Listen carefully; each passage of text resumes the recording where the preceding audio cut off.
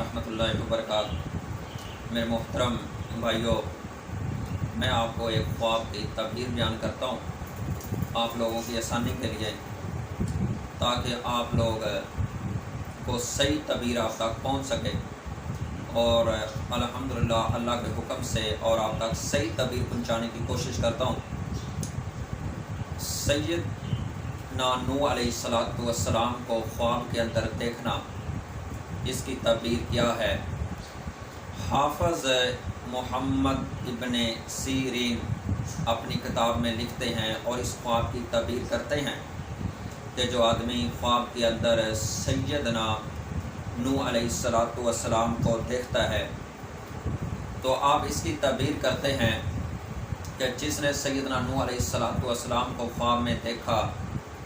ये लंबी उम्र पाएगा,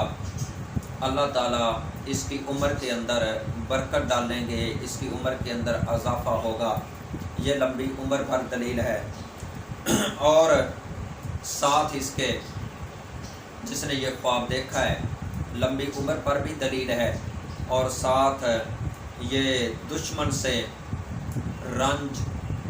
सख्ती देखेगा, दुश्मन की तरफ से गम देखेगा, और इसका दुश्मन जो है इस पर सख्त होगा और इसके दिल के अंदर उसका खौफ भी होगा, और यह दुश्मन की तरफ से सख्ती देखने पर दलील है।